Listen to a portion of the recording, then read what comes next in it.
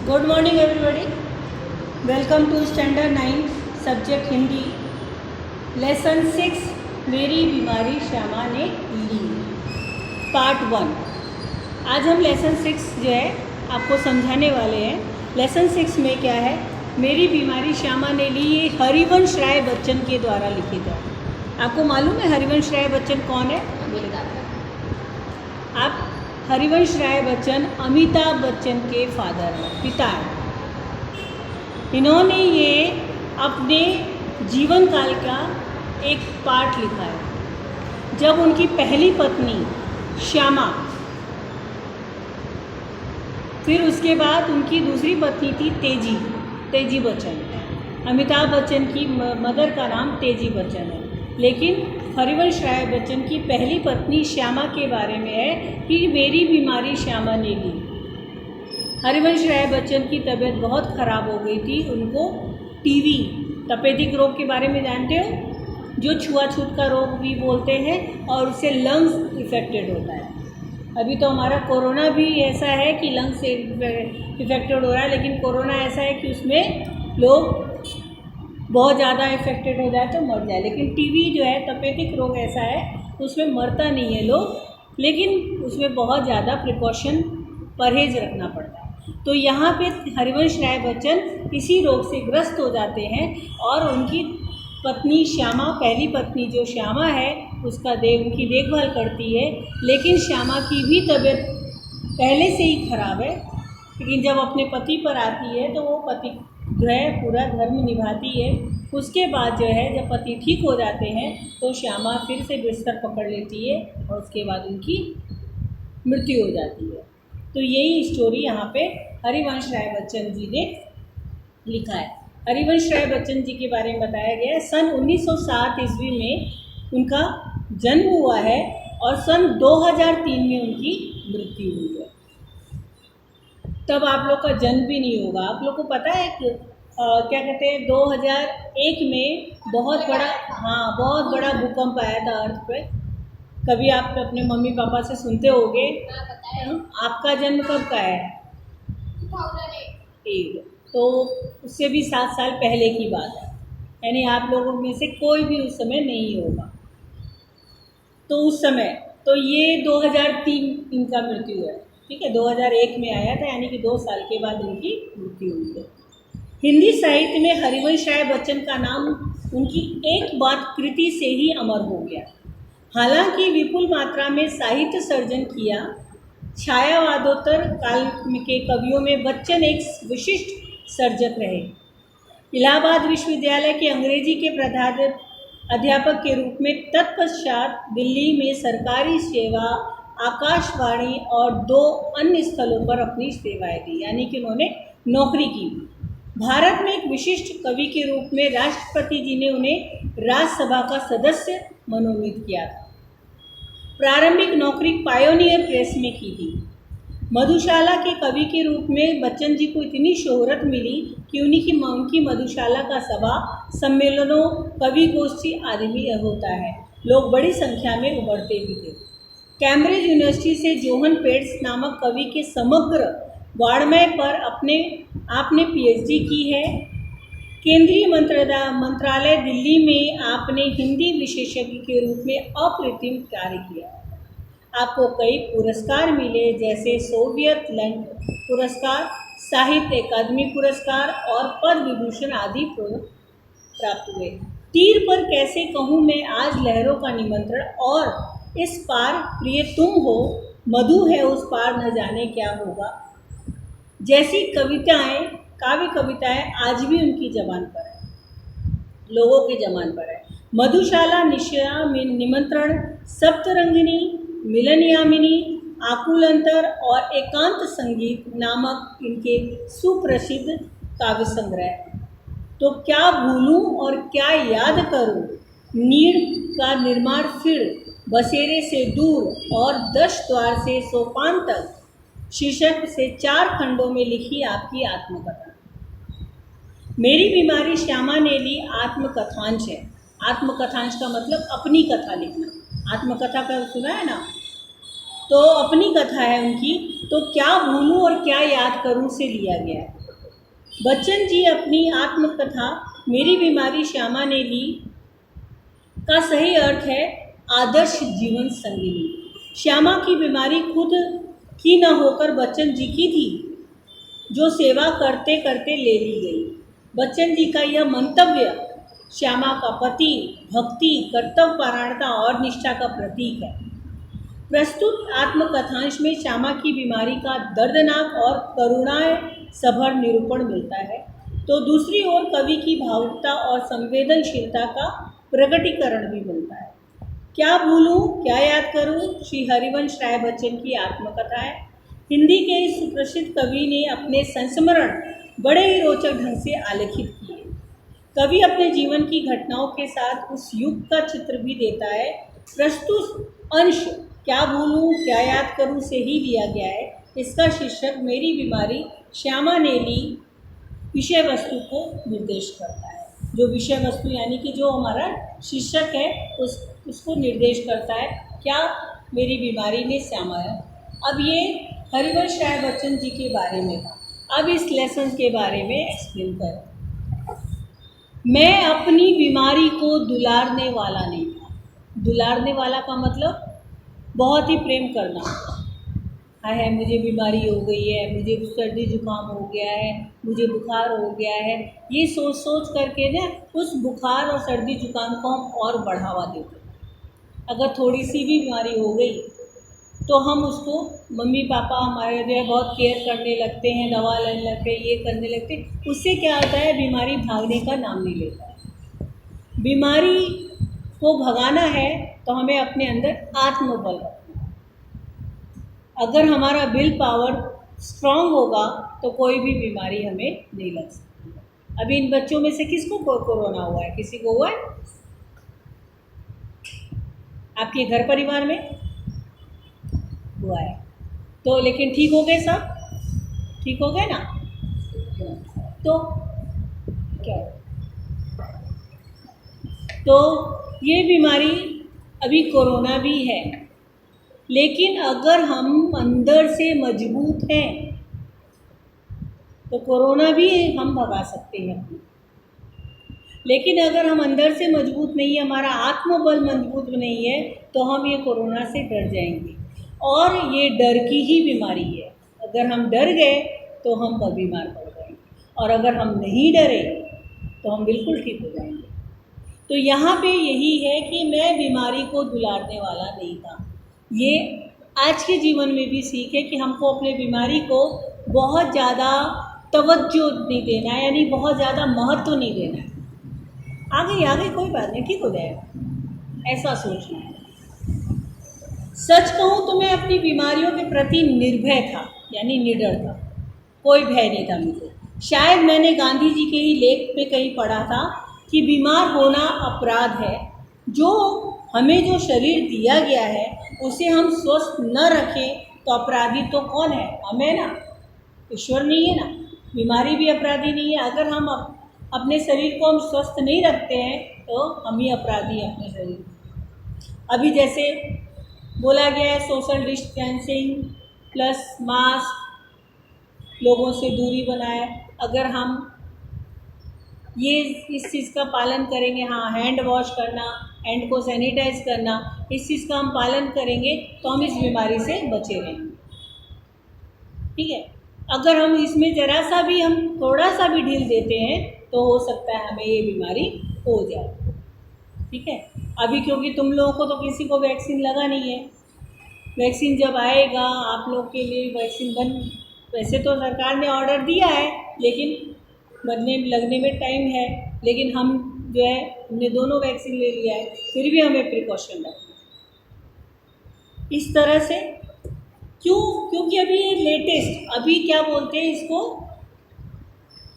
आधुनिक बीमारी है, अभी वर्तमान की बीमारी है, इसलिए इस बीमारी के बारे में हर कोई बात चर्चा करता ही है। तो यहाँ पे इन्होंने क्या बोला कि जो अगर हमें शरीर दिया है तो उसको हमें स्वस्थ रखना है। अगर हम अस्वस्थ होते तो अपराधी हम ही हैं। मैं इस तर्क को कुछ और आगे ले गया। अपराधी को दंड देना ही चाहिए। मुझे जब कोई छोटी मोटी बीमारी होती, जुकाम होता, बुखार होता, खांसी होता, सिर दर्द होता, ये सब जो है कोरोना के लक्षण है, जो हर किसी को ये चीज़ होता ही है, होता है ना, सर्दी, जुकाम, बुखार, खांसी, गले में दर्द। लेकिन अभी ये नया सिम्टम इसका बना दिया गया है। मैं खाट पर नहीं लेटता, यानी बिस्तर पर नहीं लेटता, और भी अपने से काम लेता, यानी मैं बीमारी में रहता और भी काम करता ताकि बीमारी मुझसे दूर भागे। मुझे भरे बुट यानी कि बहुत ज़्यादा बुखार हो, मैं अपनी रात की ट्यूशन पर भी जाने की याद है। बुखार की गर्मी और तेज़ी में तो मैं जोश में पड़ा था। मजदूरी करके रोटी कमाने वाले को बीमार पड़ने का क्या अधिकार, जब मालूम है उस समय उनकी स्थिति बहुत दयनीय थी। वो ट्यूशन पढ़ाते थे, स्कूल में पढ़ाते थे, तब उनका घर चलता था, तो उनकी स्थिति बहुत दयनीय थी, इसलिए वो बीमार पड़ते थे तो उन बीमारी पर ध्यान नहीं देते थे। और क्यों नहीं देते थे कि अगर हम बीमार पड़ जाएंगे, बिस्तर पे लेट जाएंगे, तो घर में कोई कमाने वाला नहीं है, तो पैसे कहाँ से आएंगे। इसलिए वो और जोश से पढ़ाते, क्योंकि मजदूरी करके रोटी कमाने वाला, रोज़ मजदूरी करके जो रोटी बनाता है रात में, अगर वो बीमार पड़ जाए तो उसके घर में मजदूरी से पैसा कहाँ से आएगा और उसके घर में रोटी कैसे बनेगी, तो उसको बीमार पड़ने का अधिकार नहीं है। बीमारी अमीर जदों की हरम जदगी है, यानी कि बीमारी जो है अमीरों की बीमारी है, जो जिनके पास अथाह पैसा है, अगर वो 10 दिन भी बिस्तर पे लेट जाए तो उसको खाने पीने की कोई कमी नहीं हो सकती है। गरीबों को उसके पीछे न लगना चाहिए। क्या? गरीबों को बीमारों के पीछे नहीं लगना चाहिए। बीमारी आ गई तो उसको दूर भगाना चाहिए। लिखने में तो ऊंचा बुखार मुझे सब तरह से सहायक, प्रेरक और प्रोत्साहक लगता था। अगर मैं, वो राइटर थे, वो लिखते थे तो उनको क्या, जब बहुत तेज बुखार होता था तो उनको ऐसा लगता था कि उनको प्रेरणा मिली है, जिससे वो बुखार उनका ठीक हो जाएगा, और ज़्यादा वो लिखते थे। एक तरह की आग होती थी जिससे मेरी अनुभूतियों में ताप आता था, जिससे गल पिघल कर मेरा हृदय ढलता। एक तरह की भट्टी जो मेरे विचार, भाव, कल्पनाओं को उबाल देकर उच्छलित करती। या तो मैं नहीं कहूँगा कि बुखार में मैं अदबदा कर लिखता था। अदबदा कर के लिखना यानी कि बुखार जब आता है, बहुत तेज बुखार आता है, तो लोग बड़बड़ाने लगते हैं, आखिर कहीं और दिमाग चला जाता है, तो गड़बड़ाना शुरू कर देते, तो इसको अदबदाना शुरू कर देते हैं। तो ये कहते हैं ऐसा नहीं कि मुझे बहुत तेज बुखार लगा है तो मैं अदबदा कर लिख रहा हूँ, ऐसा नहीं, मैं होश हवास में रहता था, और तो मुझे लिखने की प्रेरणा बहुत तेज उच्छलित करती थी, यानी कि उनके विचारों को आगे प्रेरित करती थी। अगर मैं लिखना चाहता तो बुखार मेरे लिए कोई बाधा नहीं बन सकता था। हल्के बुखार में तो मेरे सब काम हसमाबुल, यानी कि बहुत ही ईजी हो जाते थे, होते रहते। कोई मेरा बदन छूकर कभी कहता तुम्हें तो बुखार है, तो मैं पट से जवाब देता हाँ बुखार है, और मैं भी हूँ। शायद किपलिंग एक अंग्रेजी क्या कहते हैं साहित्यकार है। शायद किपलिंग ने अपनी आत्मकथा में ये लिखा है कि कभी कभी उसे बुखार में भी काम करना पड़ता था, और जब वो बुखार में होता तो और अच्छी कहानियाँ लिखता था। बुखार में कम लिखने की मुझे याद नहीं है, वह कैसे बन पड़ा इसका निर्णय मैं देना चाहूँगा। प्रसंगवश मुझे ये कोई भी प्रसंग, जिसको कोई भी घटना जिसको बोलते हैं ना, वो याद आ गया कि अपनी दो चट्टानें उन्होंने बुखार में सबसे बड़ी कविताएं सांत्र के नोबेल पुरस्कार ठुकरा देने पर, दो चट्टान तथा सिस्फिस वर्कस हनुमान, मैंने फ्लूरिस में पढ़े लिखा था। फ्लूरिस मतलब एक बीमारी, वही है क्षय रोग, जिसमें फेफड़ों में पानी भर जाता है। तो उसी वजह जब उनको टीबी ऐसी बीमारी हुई थी, तब उन्होंने ये दो चट्टानें और सिस्फिस वर्कस हनुमान, ये दो नोबेल पुरस्कार बड़ी बड़ी कविताएं लिखी। बहरहाल, यानी कि हर हालत में जब मैं अपनी जवानी पर था, बीमारी मुझे पराजित न करती थी, मैं ही अपनी जिद से बीमारी को पराजित कर देता था। बुखार सुखार आखिर कितने दिन चलता, विश्राम तिवारी कहते थे कि मार के पीछे भूत भागे, लेकिन मैंने अपने प्रयोग से सिद्ध कर दिया कि काम के पीछे बुखार भागे। यह बुखार मामूली न था, इसका संबंध उस तूफान से था जो पिछले 9 महीने से मुझे झकझोर रहा था, यानी हिला दिया मुझे। यानी उनको बुखार कंटिन्यू लगातार लगा रहा, तो जो शांत होने से पूर्व सबसे अधिक विध्वंस झटका मुझे दे गया। स्कूल बंद था, ट्यूशन पर मैं जाता था, उसकी आमदनी मुझे बहुत ज़रूरत थी। किताबों की बिक्री अभी कोई नियमित नहीं थी। जो किताब उन्होंने लिखा उनकी बिक्री, यानी कि उनको बाज़ार में मूल्य नहीं मिला। कर्ज भी सिर पर चढ़े हुए थे। बुखार 10 दिन चला, फिर 20 दिन चला, फिर महीने भर चला, 2 महीने चला, फिर जुलाई आ गई। अब बुखार के साथ ट्यूशन पर भी जाना न होता, यानी इतना अब उनको बुखार आ गया। दिन भर स्कूल में पढ़ाना भी पड़ता। उस समय ज़माने में जुलाई, जैसे तुम लोग का जून के महीने में नया सेशन स्टार्ट होता है, तो वहाँ पे क्या कहते हैं, हरिवंश राय बच्चन इलाहाबाद के ना, उत्तर प्रदेश के, वहाँ पे जुलाई महीने में सेशन स्टार्ट होता है। ठीक है, तो जुलाई महीने आ गया, तो जुलाई महीने से उनका स्कूल चालू हो गया, और स्कूल चालू होने के बाद उनका स्कूल में भी पढ़ाई हो गई। जुलाई आ गया, अब बुखार के साथ ट्यूशन भी जाना होता, दिन भर स्कूल में भी पढ़ाना होता। बुखार का नमूना वही सुबह बिल्कुल नहीं, शाम को 101 डिग्री से लेकर 102 डिग्री। कमजोरी दिन ब दिन बढ़ती गई। अब देखो, ये चीज़ भी हमारे लिए नुकसानदायक है। जैसे इन्होंने किया कि बिना दवा लिए वो बुखार में ही काम करते हैं, तो वो बुखार क्या हुआ, बिगड़ गया। हमें ऐसा भी नहीं करना है, हमें दवा भी लेना है साथ में। दवा खा करके ही हमें अपने आप को स्ट्रॉन्ग बनाना है, और ये बिना दवा खाए अपने आप को स्ट्रॉन्ग बना रहे थे, जिसकी वजह से इनका बुखार बढ़ता ही चला गया। बुखार का नमूना वही, फिर कमजोरी दिन बर दिन बढ़ती गई, कभी धीमी खांसी हो, दवा शौकिया, दवा बांटू, एक होम्योपैथिक कर रहा था। कभी कभी सोचता क्या मुझे तपेदिक हो गया है, वही क्षय रोग बोलते हैं, तपेदिक बोलते हैं, और टीवी ऐसी बीमारी बोलते हैं। TV, not TV, TV, Toubro, क्लोसिस, क्या बोलो, ट्यूबरोक्लोसिस, ये टीवी इसको शॉर्ट फॉर्म में बोलते हैं, हिंदी में तपेदिक बोलते हैं, क्षय रोग बोलते हैं। तो इनको अब शक हो गया कि मुझे तपेदिक तो नहीं हो गया, तो एलोपैथी का इलाज तो अपने बूते से बाहर है। उस समय एलोपैथी का इलाज जो है बहुत ज़्यादा महंगा, उनके लिए तो महंगा है क्योंकि उनके घर में आमदनी नहीं है। जो इंसान गरीब है, जो रोज़ मेहनत मजदूरी करके कमाता खाता है, अगर उसके घर में बीमारी आ जाए तो वो यहाँ के जो है एलोपैथिक दवा खा सकता है।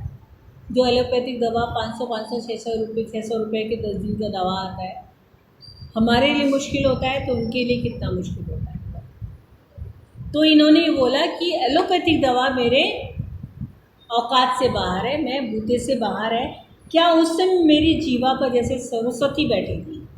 कभी कभी ऐसा होता है कि 24 घंटे में एक बार आ जाए, आप जो बोलते हो ना वो बात सच हो जाती है। तो बोलते हैं कि उस समय मेरे जीवा पर सरस्वती देवी बैठी थी। तो इस तरह का जो वाक्य बोला वो सही में हो गया। इसलिए बोलते हैं लोग कि सोच समझ कर भी बोलना चाहिए। तो यहाँ पे उन्होंने बोला कि क्या मुझे तपेदिक हो गया है, और ये बात उन्होंने जो बोला वो बात सच हो गई। जब मैंने कहा श्यामा का बुखार मैं लेने जा रहा हूँ, बैठी हो तो कितना अच्छा है, क्या मैं बीमार हूँ इसलिए श्यामा स्वस्थ है। जिसने पहले 6 वर्षों से इन महीनों में ज्वर मुक्ति नहीं जानी, यानी 6 वर्ष से श्यामा को बुखार था, बुखार उसका 6 वर्ष से हटा ही नहीं। पर श्यामा को मेरी बीमारी भीतर ही भीतर खाए जा रही थी। उसने अपनी इच्छा बल से जैसे अपने को स्वस्थ कर लिया था कि कहीं भी मेरी चिंता उनको न बने। इसके अतिरिक्त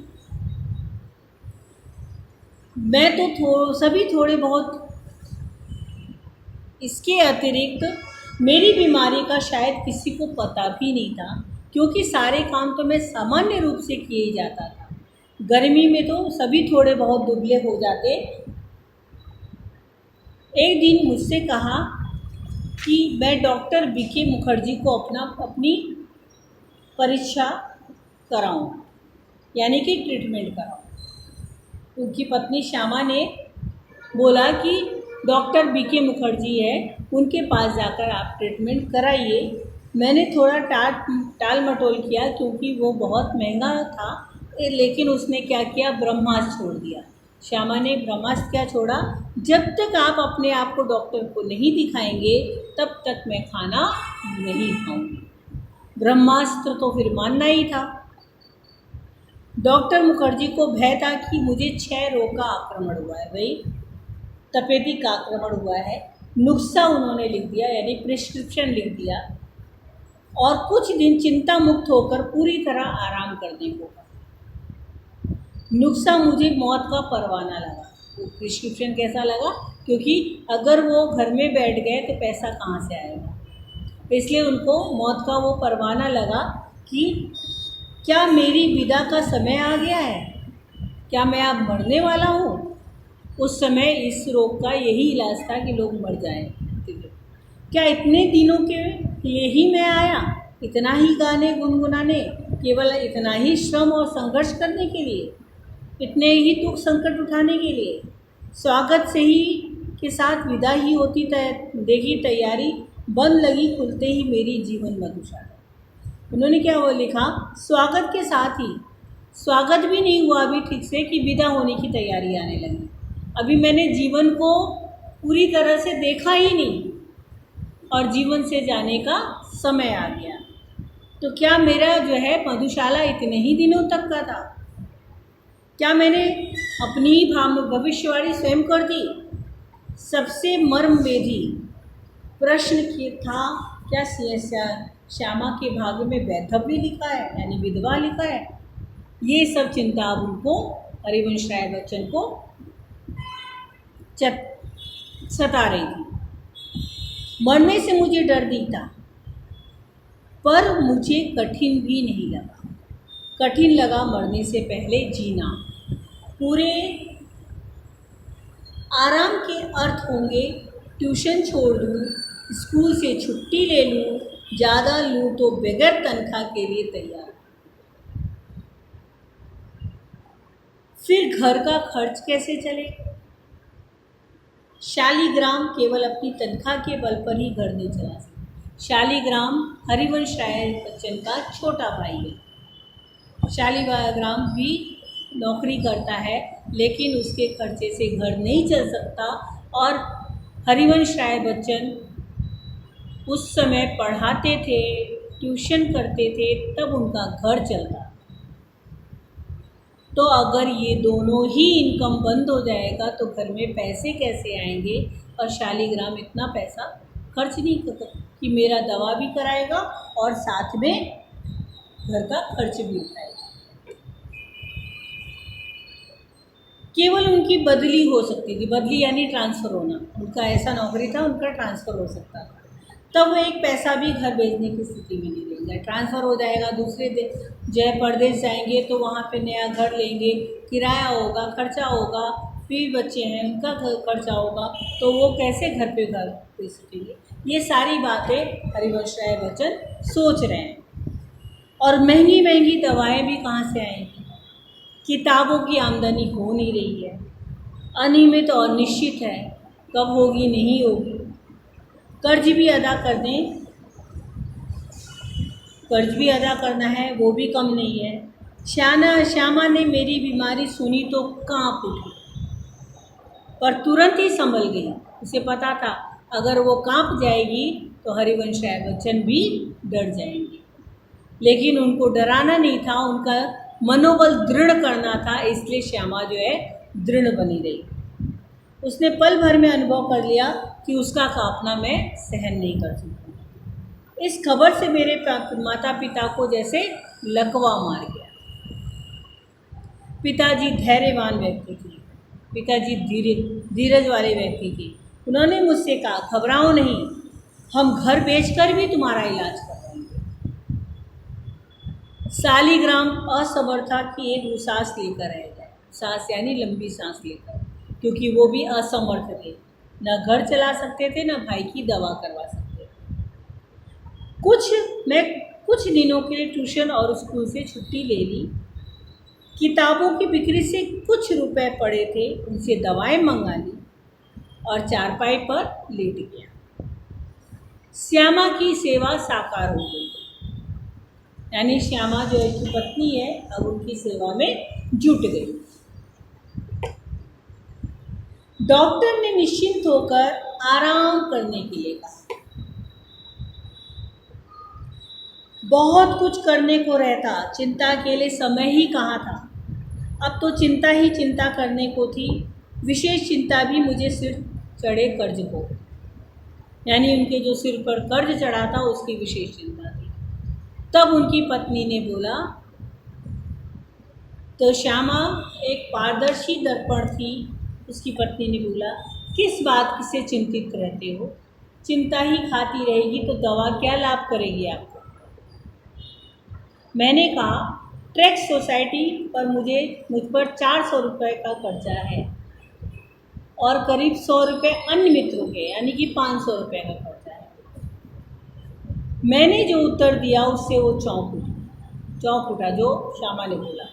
सहसा उठकर उसे घूरने लगा, जैसे श्यामा को एक बार फिर से पहचानने की जरूरत। उसने कहा, कर्ज तो तब मैं तुम्हारे मरने के बाद भी चुका दूंगी, तुम इसकी चिंता छोड़ो। मैं सोचने लगा कि यह जो है बात कि तुम्हारे मरने के बाद भी चुका दूंगी, ये बात उसने कितना ब्रज रखकर, पत्थर रखकर बोला होगा। मुझे चिंता मुक्त रखने के लिए उसने ये वक्त जो है बात बोला। अब उनके दिमाग में ये आया कि मरने के लिए जो मैंने अपने आप को छोड़ दिया वह एकदम मुझे गलत लगा। मुझे अपने लिए नहीं तो श्यामा के लिए जीने का संघर्ष करना चाहिए। श्यामा के लिए मैंने जीवन में कुछ नहीं किया, कभी करने के लिए योग्य भी नहीं रहा। अब यदि मैं उसे ऐसी स्थिति में छोड़ आऊँ तो मेरे मरने का पर कर्ज उतारने की चिंता करे तो मेरे जैसा जघन्य अपराधी कोई नहीं है। नहीं, मैं श्यामा के लिए चिंताएं नहीं छोड़ूंगा, जीने का रास्ता जरूर खोजूंगा, जीकर अपनी चिंताएं समाप्त नहीं करूंगा। एक रात जैसे मेरे कानों में किसी ने कहा, एक रास्ता अब भी है। 15 दिन के इलाज में ही उनका बटुआ यानी कि उनका पर्स खाली हो चुका था। मैं कदापि नहीं चाहता था कि पिताजी घर को हाथ लगाए, यानी घर बेचे। अपनी वृद्धावस्था में शांति से बैठने को, चाहे उनको भूखे नंगे ही बैठना पड़े, पर घर के ऊपर छत रहना चाहिए। उन्होंने एक शरण स्थल बनाया था, मैं उससे उन्हें वंचित करने का कारण नहीं बन सकता। शरण स्थल यानी रहने का स्थल, यानी अपना घर बनाया था। और पिताजी ने क्या बोला था कि मैं घर बेचकर भी तुम्हें ठीक करूँगा, लेकिन वो घर वो बेचना नहीं चाहता। पता नहीं दोनों में किसकी छत के नीचे अंतिम सांसें छोड़ने का योग नहीं बना था। ना जाने राम कहाँ लागे माटी, पर उस समय मैं कैसे जानता। और एक दिन मुझे वो रास्ता दिखाई दिया जिस पर अपने बल पर मैं अपनी चिंताएं समाप्त कर सकता। किसी के लिए, विशेषकर श्यामा के लिए, मैं कोई चिंताएं नहीं छोड़ूंगा। डॉक्टर बीके मुखर्जी के पास गए वो, और जाकर, डॉक्टर साहब आपका इलाज बहुत महंगा है। उसने क्या बोला बीके मुखर्जी, आपका इलाज बहुत महंगा है, मेरे पास इलाज करने के लिए पैसे नहीं है। तो डॉक्टर मुखर्जी ने क्या बोला, तुरंत बोला, पैसे नहीं है तो जाओ मरो। ये शब्द उनके लिए जो है एक प्रेरणा बन गया। उन्होंने जो बोला जाओ मरो, पैसे नहीं है, तो मुझे जैसे चुनौती को बल मिल गया। वे यदि मुझे 100 बरस जीने का आशीर्वाद भी देते तो शायद जीवन जीने के लिए संघर्ष में मुझे इतना बल न मिलता जितना उनके जाओ मरो शब्दों में संचय किया। लड़कपन में मेरे पड़ोसी बाबू मुक्ता प्रसाद, यानी बचपन जब था, जब वो लड़के थे, तब बाबू मुक्ता प्रसाद ने लुई को पुणे के पानी के इलाज से मुझे परिचित कराया। मेरी ऐसी बीमारी के लिए ठंडे पानी के टब में बैठकर स्टिच बाथ लेना था। ठंडे पानी के टब में बैठकर स्टिच बाथ लेना यानी कि थोड़ा सा स्टीम करके बात करना, नहाना लेने का विधान था। एलोपैथिक में 6 के रोग के रोगी को दूध, घी, मक्खन, अंडा अधिक से अधिक दिया जाता है। पुणे के इलाज में चिकना मना था। सिर्फ कच्ची सब्जियां, फल, भीगे चने, गेहूं आदि पर ही रहना, न दवा पर खर्च और न ही खुराक पर खर्च। यही इलाज तो मेरी स्थिति के अनुकूल था, क्योंकि उनको कोई पैसे खर्च नहीं करने थे, खाली परहेज करना था। अब मैंने बीके मुखर्जी का नुस्खा फाड़ दिया और पुणे के अनुसार स्टिच बात आरंभ कर दिया। तदनुसार खुराक आदि रखी, वही खुराक रखी। स्कूल भी जाने लगा, केवल रात वाली ट्यूशन छोड़ दी। उसका मुआवजा एक तरह से किताबों की बिक्री से मिल जाता। श्यामा ने मेरा विरोध नहीं किया। जीवन में मैं जिस रास्ते पर चला उसे स्वास्थ्य पंथ कहा, यानी उसी के पीछे वो चलती रही। मेरी स्नान चिकित्सा के संबंध में वो दिन प्रतिदिन अपनी सेवा और सहयोग देती। इससे अधिक अपनी इच्छा बल से उसने मुझे अपने रास्ते पर भी ठहरने नहीं दिया, न पीछे देखने दिया। राह पकड़ भी तू चला चल जाएगा मधुशाला, लेकिन अपने अडिग इच्छा बल से जो सबसे बड़ा सहयोग दिया वो सबसे बड़ा चमत्कार था। जितने दिन मेरा इलाज चलता रहा, मेरे सारे रोगों को जैसे कील कर दिया और एक भी उंगली उठाने के लायक नहीं। शायद उसके प्रति इसी निश्चितता ने मुझे रोग से लड़ने की को जितना बल दिया, किसी चीज़ में भी नहीं, जितनी इस आत्मनियंत्रण, आत्मनिग्रह, इच्छा बल, हठ योग की समझ में नहीं आया तो उसे क्या नाम।